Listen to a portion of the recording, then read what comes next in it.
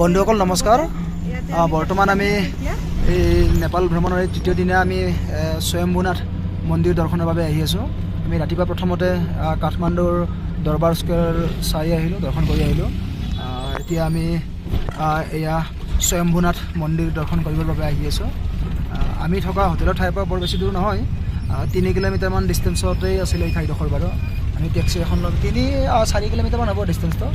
আমি টেক্সি এখন লৈ পেলাই আহি আছোঁ। বন্ধুসকল নমস্কাৰ। বৰ্তমান আমি কাঠমাণ্ডুস্থিত এয়া স্বয়ম্ভূনাথ মন্দিৰলৈ আহি আছোঁ। আমি ৰাতিপুৱা প্ৰথমতে কাঠমাণ্ডু চহৰতে থকা দৰবাৰ স্কোৱাৰ দৰ্শন কৰি আহিলোঁ। দৰবাৰ স্কোৱাৰ মানে হৈছে ইয়াৰে নেপালৰ পুৰণা প্ৰায় 1600 শতিকামানৰ দিনৰেই মানে পুৰণা সেই ৰজাৰ ৰাজপ্ৰাসাদ, সেই ৰাজপ্ৰাসাদ চাই আহি এতিয়া আমি আহিছোঁ এইটো স্বয়ম্ভূনাথ বুলি স্বয়ম্ভূনাথ মন্দিৰত আহি আহিছোঁ। স্বয়ম্ভূনাথ মন্দিৰত আমি মন্দিৰ দৰ্শন কৰিবৰ বাবে এনেদৰে আমি আহি আছোঁ। বাকীখিনি চাই থাককচোন, বাকী ভিডিঅ'খিনি। আমি এনেদৰে চিৰিৰে বগাই বগাই এই স্বয়ম্ভূনাথ মন্দিৰলৈ গৈ আছোঁ। চিৰি বগাই বগাই ভাগৰি লাগি গৈছে। ভাগৰ লাগিছে মানে আমি ৰাতিপুৱাৰ পৰা একো খোৱাই নাই। ইয়াতে এতিয়া সময় প্ৰায় সময় হ'ল, আমাৰ আহোঁতে আহোঁতে দেৰি হ'ল, ঘূৰি ফুৰোঁতে 11টা 20 মিনিটমান হ'ল। তো এতিয়ালৈকে একোৱে খোৱা নাই বাবে ভাগৰ লাগি গৈছে। বাকী ভিডিঅ'খিনি চাই থাককচোন, চাই থাকক। ইয়াতে বিশেষকৈ নেপালত দেখিছোঁ কাঠমাণ্ডু চহৰতো বিদেশীৰেই ভৰি আছে। বিদেশীবিলাক অজস্ৰ বিদেশী আছে। এইকেইজনে চাওক, এই 3জনী বিদেশী মহিলা। বিদেশী বহুত আছে মুঠতে, অজস্ৰ ফৰেনাৰ। এইবিলাক বিদেশী চাব পাৰি। Good morning. Good morning. Where are you from? Netherlands. Netherlands. You're right.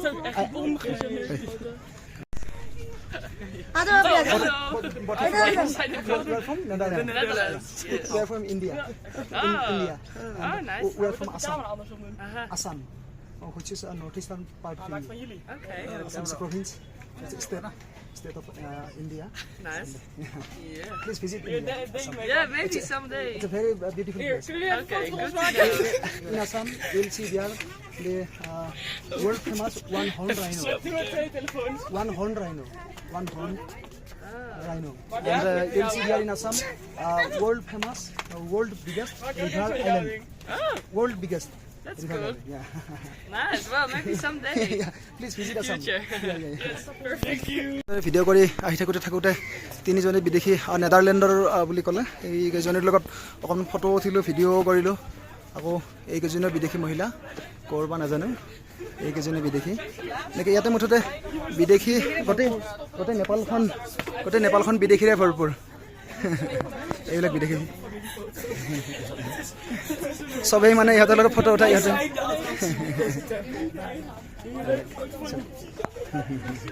বন্ধুসকল এতিয়া চাওক, আকৌ পুনৰ মন্দিৰৰ এই স্বয়ম্ভূনাথ মন্দিৰৰ বাকী দৃশ্যাংশ আপোনালোকক দেখুৱাবলৈ চেষ্টা কৰিছোঁ। এটা নেপালত গোটেই বিদেশীয়ে ভৰপূৰ। বহুত বিদেশী আহে, অজস্ৰ বিদেশী আহে বিভিন্ন দেশৰ পৰা, বিশেষকৈ ইউৰোপীয়ান কাণ্ট্ৰিৰ পৰা বিভিন্ন ফৰেইন টুৰিষ্টবোৰ ইয়াত আহে, বিদেশী পৰ্যটকসকল। কাৰণ তেওঁলোকৰ যিহেতু কাৰেঞ্চি ভেলুটো অৰ্থাৎ মুদ্ৰাৰ যিটো মূল্য সেইটো নেপালী কাৰেঞ্চিতকৈ বহুত বেছি কাৰণে ইহঁতৰ ফুৰিবৰ কাৰণেও সুবিধাজনক হয়। আৰু তাৰোপৰি এনেও পশ্চিমীয়া দেশৰ মানুহখিনি এনেও ভ্ৰমণবিলাসী মানুহ, ভ্ৰমণ কৰি ভাল পায়। আমাৰ মানুহখিনিহে সাধাৰণতে টকা পইচা থাকিলেও মানে ঘূৰা ফুৰা বা ভ্ৰমণ কৰাৰ সেই হেৰিটো অলপ কম তুলনামূলকভাৱে। ঘূৰে বাৰু, আজিকালি ঘূৰা হৈছে আমাৰ অসমীয়াখিনিও, কিন্তু তুলনামূলকভাৱে কম।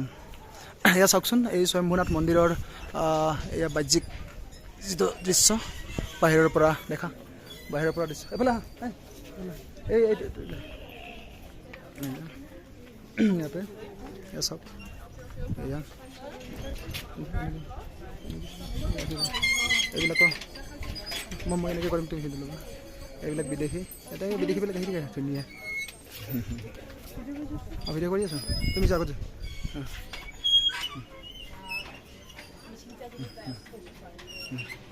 হ'ব, এইবাৰ মটৰ ধৰাচোন অলপ। এটা অজস্ৰ বিদেশী, অজস্ৰ মটৰ মোকলাইছোঁ, ফিটি মোকলাই হৈ আছে।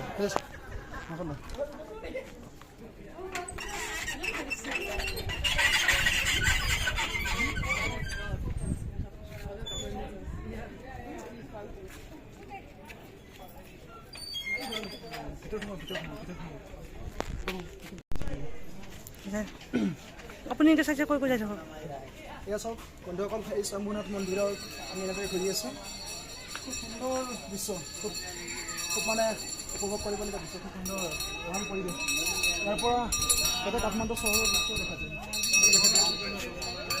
গোটেই চহৰৰ ভিউটো এফালৰ পৰা দেখা যায়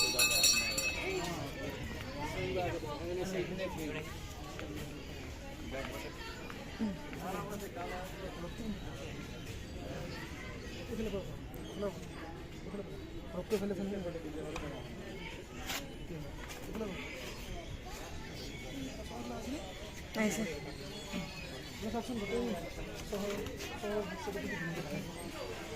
হাতখন দিয়কচোন এনেকৈ